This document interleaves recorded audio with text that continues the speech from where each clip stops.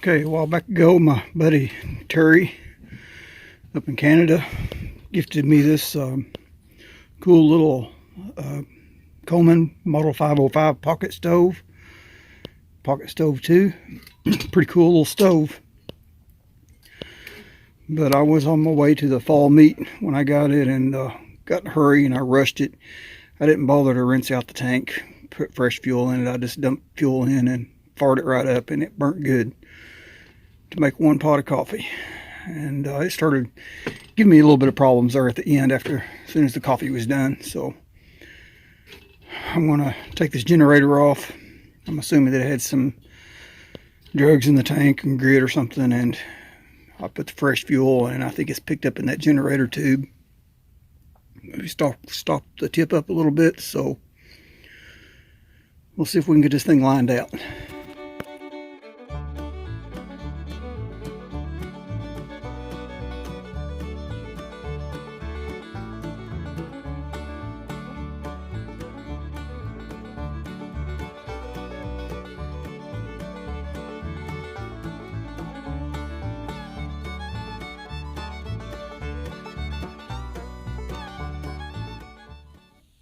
Okay, first thing I'm going to do, I'm going to dump the fuel. Got this old jug marked with X, put my old fuel in, and I can run that in a old Coleman catalytic heater.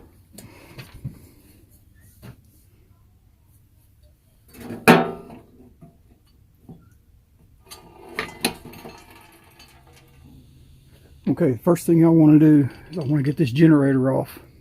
I want to get it soaking in some acetone. Okay, to remove the generator, I'm going to need a 7/16 wrench. I don't know how well the camera is going to pick that up.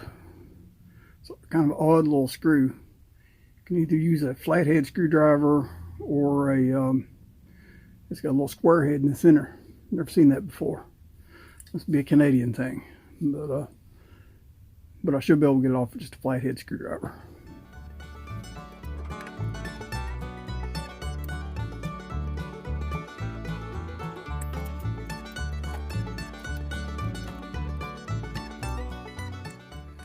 See,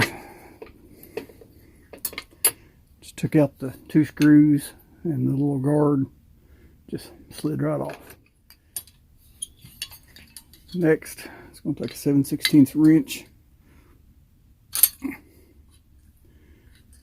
A little tight. Just thread that right off there. That should lift right up. The other side, that should pull right out.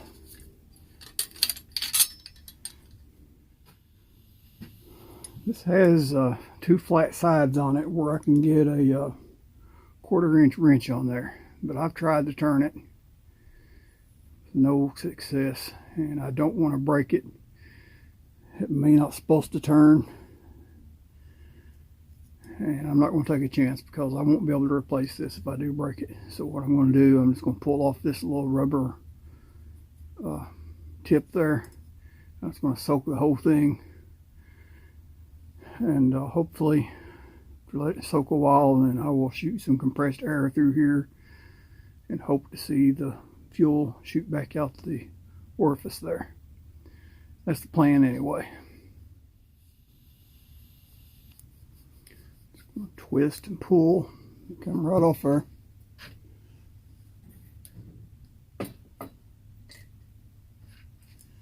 I'll lay that in my pan. Just going to pour enough in here.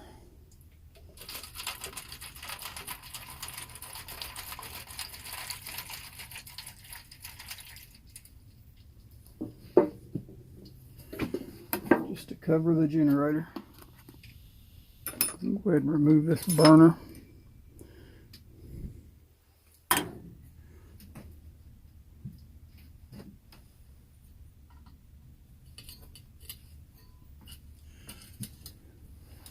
Just a flathead screwdriver on the top. Take out the one single bolt.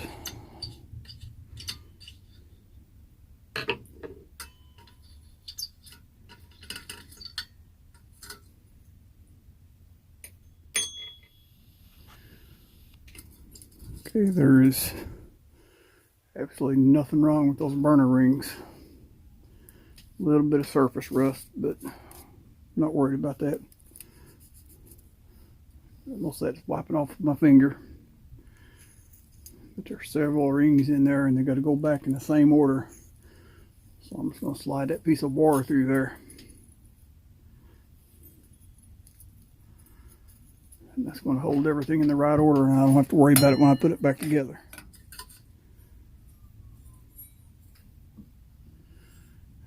That piece just lifts straight out. I'll take a piece of steel wool.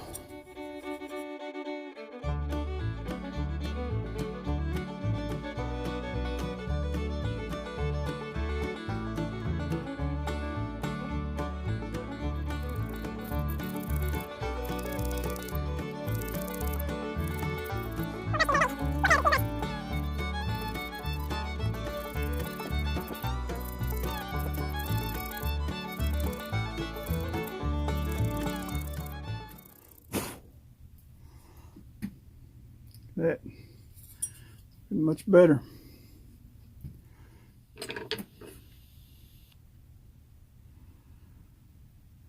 It looks like it's top. Looks like it's only got one screw holding it on. We'll see.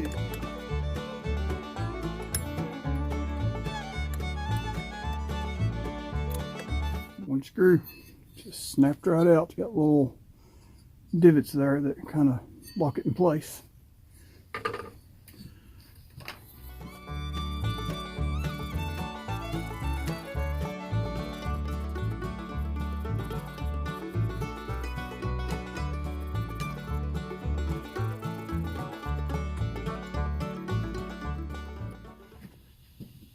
Okay, I would generally at this point lock this fount into my vise. But you can see this little stove is way too small for my vise. I have no way of getting a grip on that. So what I'm going to do off camera, I'm going to take this piece of leather and put on here to protect the brass. I'm just going to set this down in my vise, just snug it down, see if I can turn that faunt off. If I may have to heat it with a torch. I prefer not to, but it might discolor it there a little bit, so I'm going to try to get it off without heating it. So I don't want to burn my paint, because generally on a lantern it's up here and it's behind the collar, you can't see it, so if you burn the paint a little bit it don't matter. But this is exposed, so I really don't want to burn it, so I'm going to try it without heat. Okay, I was able to free it. Just looking at that, it's got some kind of white sealing around it, so somebody may have had this off before, because I've never seen that on a Coleman product. Usually their seal is red. But then again, this is a Canadian model. I don't know anything about the Canadian model, so that may be what they use there.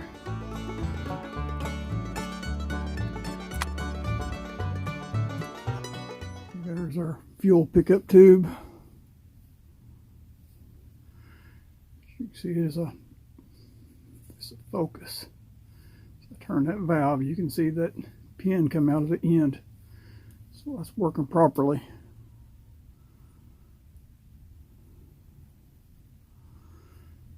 A little different. Most of them have a hole on each side of the pickup tube, but this one is kind of crimped and it's got a little air hole. If I hold it at an angle, you can barely see the air hose at the top of the crimp. It's a little different than the American models. Okay, Houston, we have a problem. This is a 5/16 is too big, 1/4 inch is too small. So this is a metric on here, and it don't give me no room to get an adjustable wrench on there. Adjustable wrench is too wide. I barely got enough bite on there to get a little one like this on it. And my smallest metric wrench is 8mm, which is too big, so I'm assuming this is either a 6 or 7mm, probably a 7. And I really don't like to do this, but hardware store is closed. I can't go out and buy wrench right now. I really want to get this done. So I'm going to take it back over to the vise. I'm going to put this down in the vise, wrap the leather on here, get a pair of channel locks and see if I can twist that off there. Okay, some people really gonna get upset with me for doing this, but like I said, I didn't have a wrench and I could not grip it with the leather, so I just had to put the channel locks on it. Scratched up a little bit, but I tried to do it gentle enough. I really didn't eat it up. And luckily, it doesn't have to go back on there very tight, so just snugged up will work. Looks like it might have a Schrader valve in it.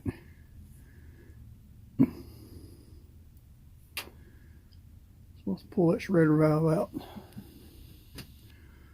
Schrader valve is just like one in your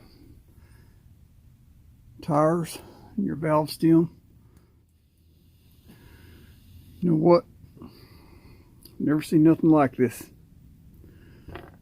Got the tip of that off there. But it's made like a Schrader valve, but it's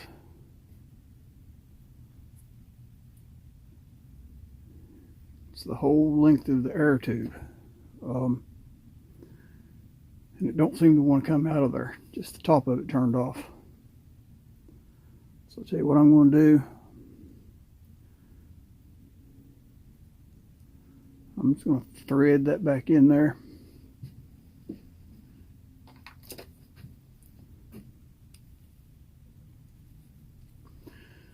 I'm going to put that whole thing in the pan with my generator up there and just let it soak overnight. We'll come back to this in the morning. Okay, I don't think there's anything wrong with this check valve, but since we've already gone this far, let's go ahead and pull this thing out of here since I do have the tool. Hopefully it'll fit the Canadian models. Never used it on a Canadian model, we'll see. I'm just going to take this small screwdriver.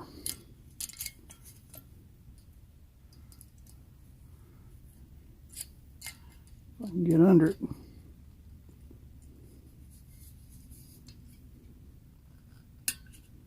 Just pop it right out of there.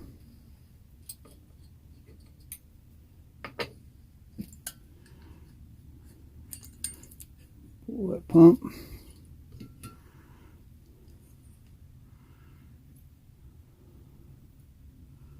Pump leather's in really good shape, but as you can see it is dry, so that's going to get some good oil.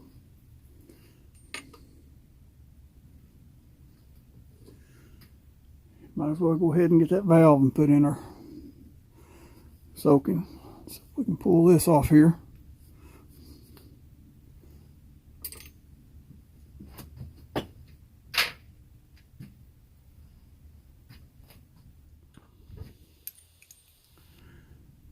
Go ahead and get some oil on this pump leather. See if that's better. Let me look at it through the camera. I was trying to work behind the camera.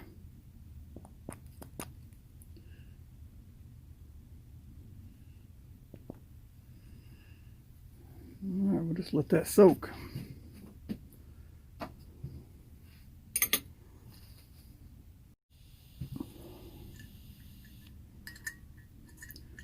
Pull that valve stem out.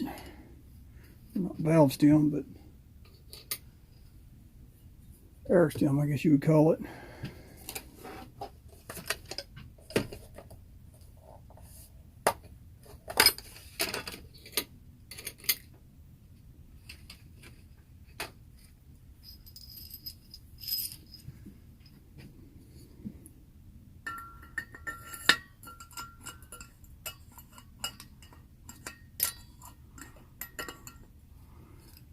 Okay, that end's not going to grab. There we go.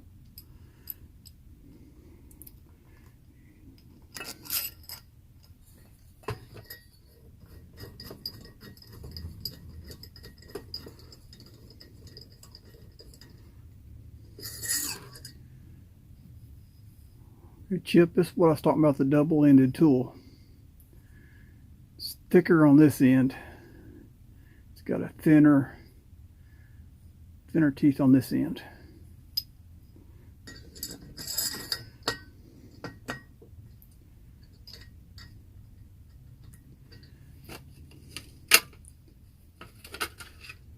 Still comes with both rods, just like the single-ended tool for the different size air stems.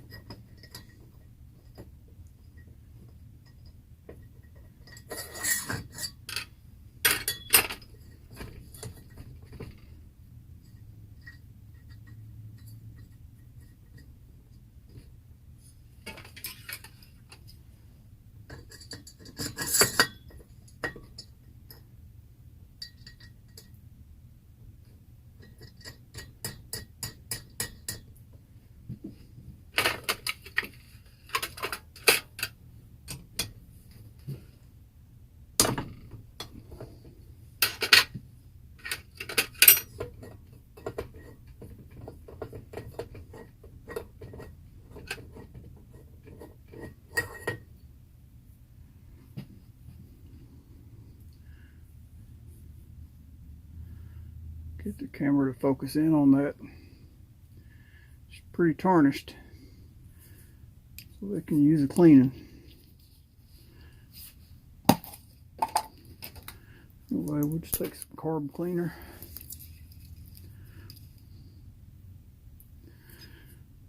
Went to my local hardware store, which is just a couple of buildings down, and they were out of carb cleaner.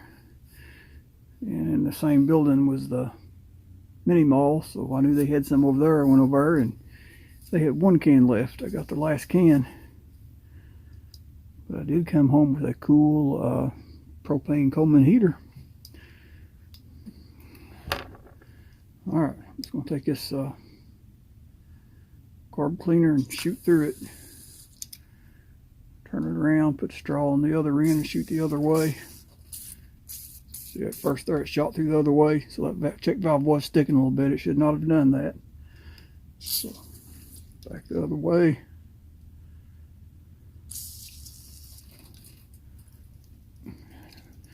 Shake it a little bit.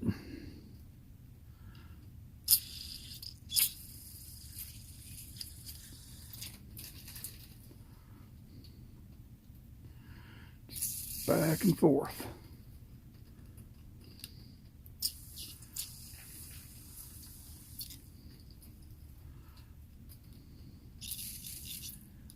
Okay, now it's not wanting to shoot through backwards now. I can hear that ball moving around a lot freer in there now when I shake it, so I think we're in good shape on that now, so it's a good thing we took that thing out.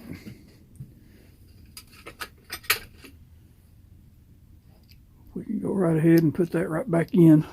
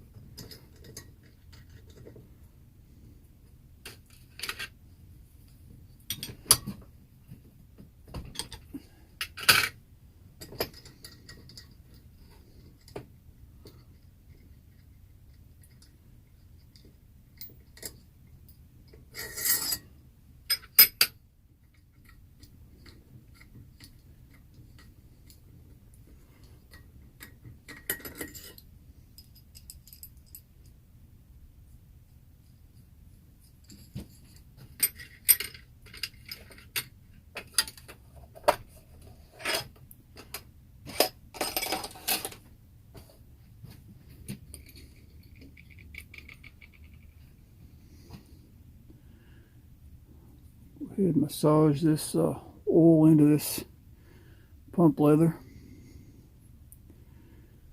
Kind of flare it out a little bit. I'm going to bend it backwards.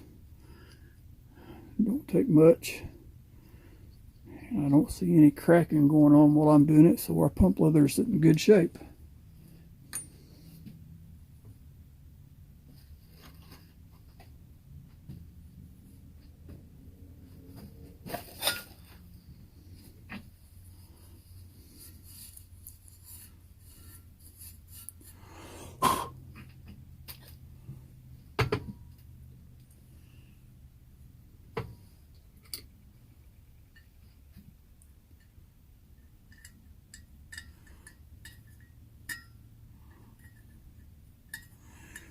Put air stem back in. This might take a little persuasion on the back of the pump leather, a little at a time, all the way around.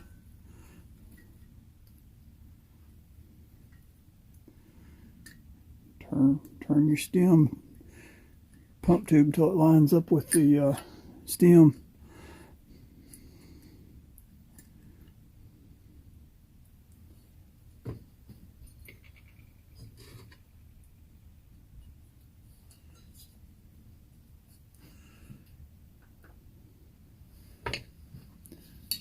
And we can put our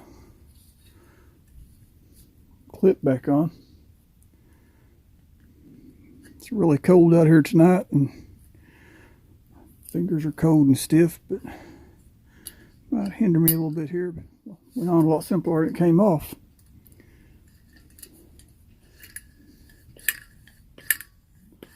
Holding my finger over the hole back there and it's pumping good. So got that in good shape.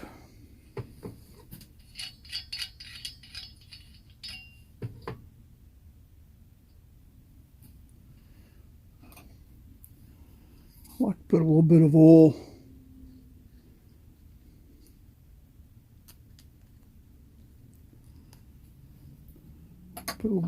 on that fuel cap gasket.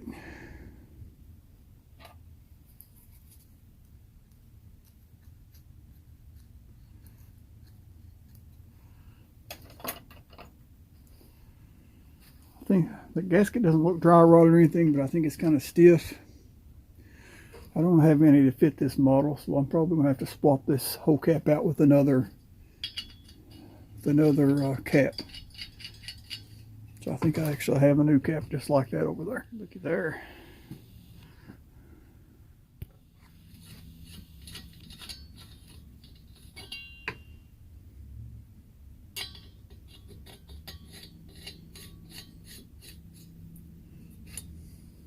Okay, got this completely stripped down and ready to put back together. And like I said, I'm going to let them parts soak overnight and we'll get back with them in the morning. And this video is already going on 30 minutes long.